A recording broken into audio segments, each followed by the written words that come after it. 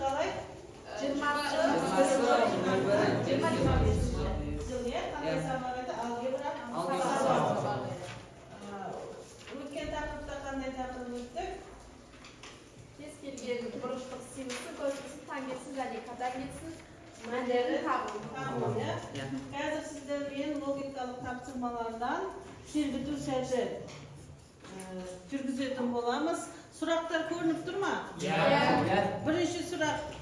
Ануар вагондарды басынан да, соңынан да санағанда 7-ші орында тұр. Барлығы неше вагон бар? Кім? Артынан санағанда және алдынан санағанда 14 болады, бірінен аламыз, 13 қалады. Жарайсын, дұрыс. Артынан санағанда да, алдынан санағанда 7-ші, иә? Қосамыз, бірді азайтамыз. Екінші, 4 ондықтан құралмасан. Жарайсын. Үшінші, алма жегенде ішінен құрт. Көруден де жаман не болуы мүмкін? Айта ғой. Алманы жеп қою, құртты көрмей алманы жеп қою. Дұрыс, жарайсын. Сондай жағдай болады ғой. Төртінші, тауардың бағасын 30%-ға арттырып, қайтадан 20%-ға төмендеткенде бастапқы баға неше пайызға өзгереді? Тез ойлаймыз. IQ-лерімізді қосамыз. Жарқын айта ғой. Басында 100%-ға 30%-ға қосамыз, сол кезде 130 болады. 130-ның 20%-ы ол 26, 130-дан 26-ны азайтсақ 4%-ға өзгереді. Жарайсын, дұрыс 4%. Енді мынаны барлығымыз білетін шығармыз, өзіндік цифрі жоқсан. Жарайсыздар. Енді үй жұмыстарына дәптерді ауыстырамыз. Үй жұмыстарының жауаптарын шығарды көрдім. Сіздерге қайсы есеп берілген еді? Біріншісі 0 белгілеңіздер.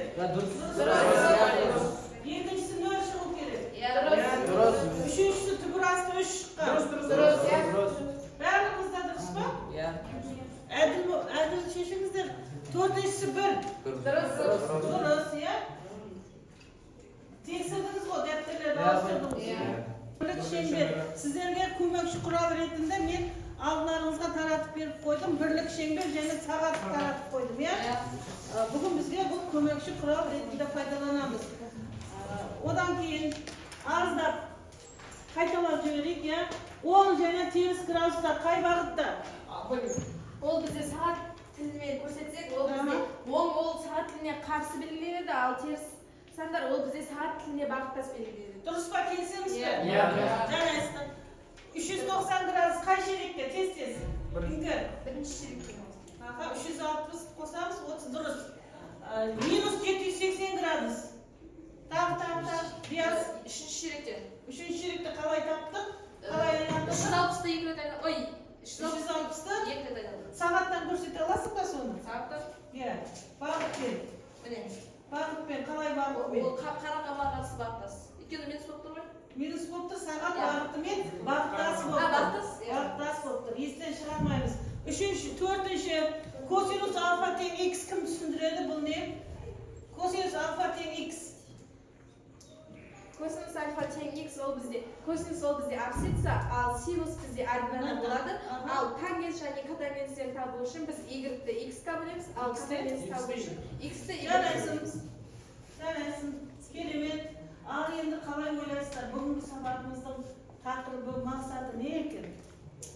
Бүгінгі сабағымыздың тақырыбы, мақсаты. Алдымызға қандай мақсат қоямыз бүгін? градусты радианға Кез келген бұрыштың табу. Мақсатымыз осы екен. Мақсатымызға жетеміз бе? Бәріміз жетеміз ғой? Ары қарай кеттік онда. Бүгінгі сабақты мен бағалауымен таныстырып өтейін. Қолдарыңызға беріп қойғам, білім класс бағалау сатысын беріп қойғам. Әрбір тапсырмада бүгінгі бағалау түріміз өзіндік бағалау. Әрқайсыңыз өзіңіз бағалайсыздар. Тапсырмаларда бал қойылған, мен айтам балдарын, соған қарай әділ бағалап отырамыз. Ары қарай кеттік. Бірінші қайталау. Осы сөзде тік бұрышты үш бұрыш арқылы біз қандай функцияларды таптық? Бірінші суретті қараңыздар. Бірінші суретте не берілген? Табу үшін не істеймін мен? Ол сол бұрышта қарама қарсы бұрышты Нешеге тең екен? Бір бөлінген түбірасты 2. Дұрыс. Екінші косинус 45 градус. Косинусын табу үшін не істейміз біз? Іргелесті гипотенузаға бөлеміз. Іргелесті Гипотенузаға. гипотенузаға бөлеміз екен. Неше болады бұл жерде?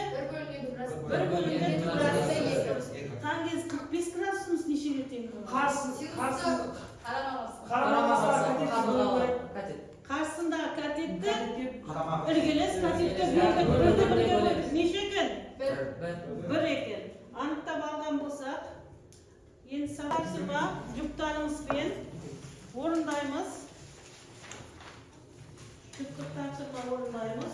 Бір-бірімізге көмек береміз, түсіндіреміз, талқылаймыз. Қатты қиналып жатқан жерлеріңіз болса, қол көтерсеңіздер, мен көмекке келемін. Алтынайға мен өзім көмек беремін. Алтынай мен өзім жүк боламын. Уақыт кетті, 5 минутта. Осы қағазға шығарамыз. Бірінші болған жүктар. Қолын көтереді. Жүктік тапсырма бізде 2 балымен бағаланады. Жүктік тапсырманы дұрыс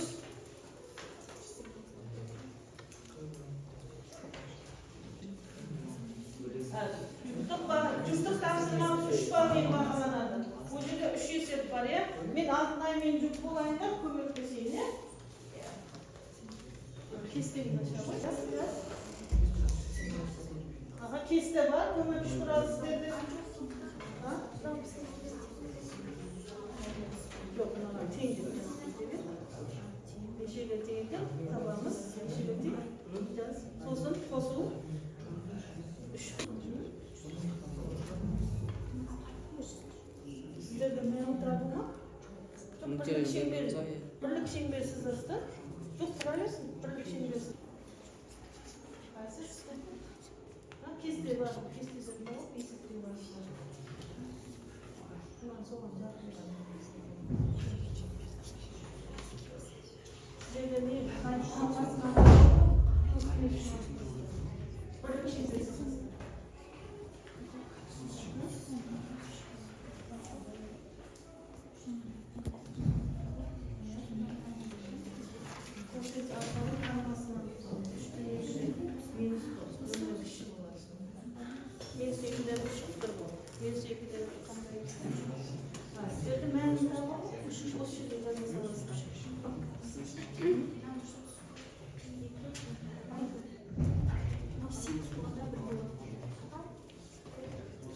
Барлық жұмысты орындағанда 3 бал алуларымыз керек еді. Алтынай бір жұмысты мен өзім көмектестім, екіншісini аздап бастап қойды. 1 бал сырғытады. Бірінші парта. Екінші парта толық орындап бітпедіңіздер, 2 бал. Негізі білім классымызды 2 балға алып барыңыздар, сырғытып қойыңыздар.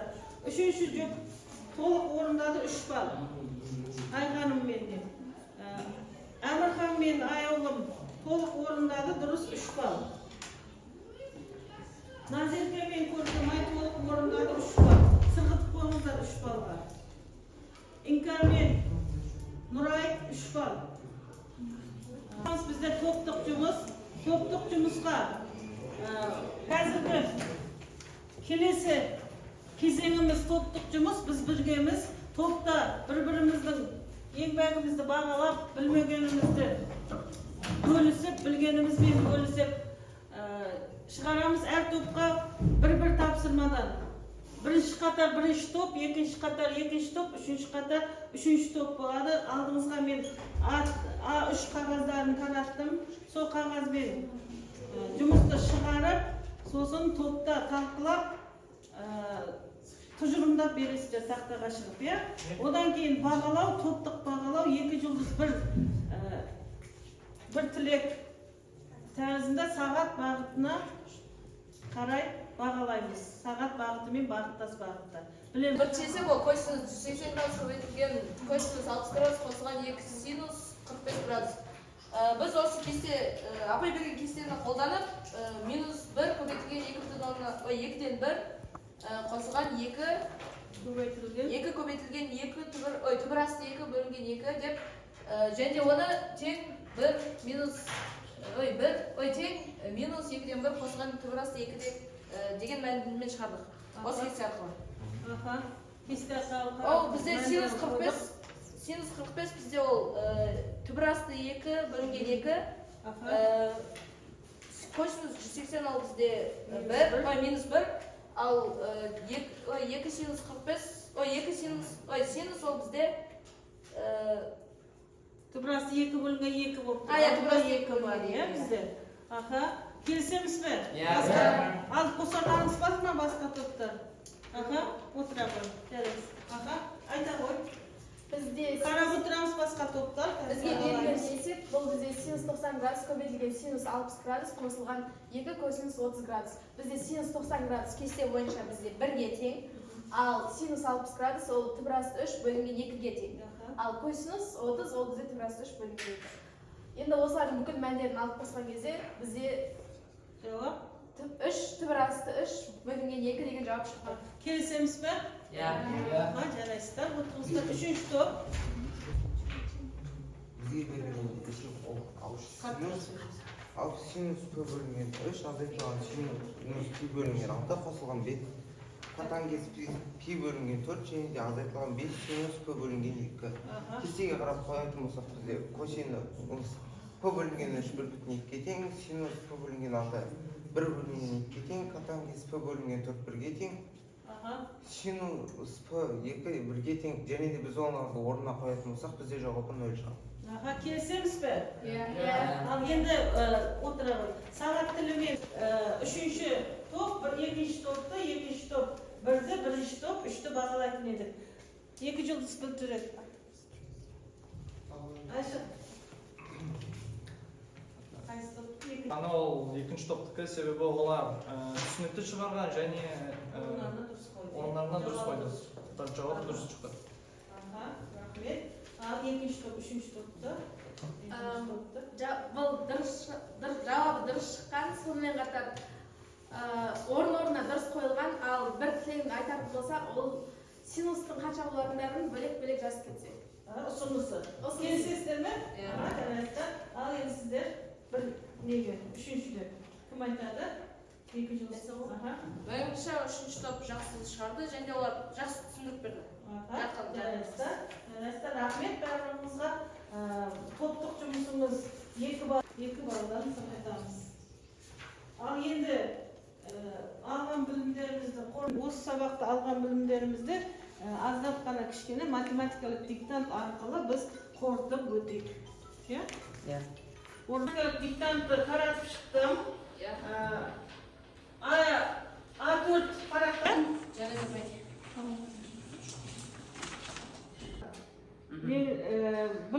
білім класс сатысыны Міне 9. Менде 8. тақтада не көріп тұрмыз? Не түсінмастар? Сабағымыз жетіп тұр, жетіп тұр мәресіне. Өлшемден радиандық өлшемге айландыру. Білеміз бе? Көшіреміз, бірлік шеңберді радиандық және градустық өлшемнен берілген бұрыштың синусы, косинусы, тангенсі және катангенсінің мәндерін табады. Таба алдық па? Рахмет. Осындай сабақты мен қазір қорытындылар. 8 балл. Ибрагим неше балл? 8. 10. 9 балл.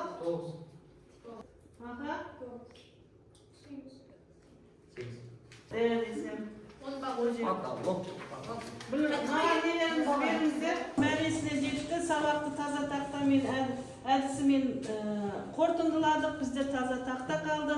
Енді бас бармақ әдісімен сабаққа өздеріңіздің қатысқандарыңызды бағалап жіберейік. Өздеріңізге баға қояйық.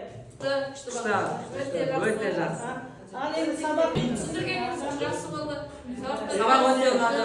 Рахмет сіздерге.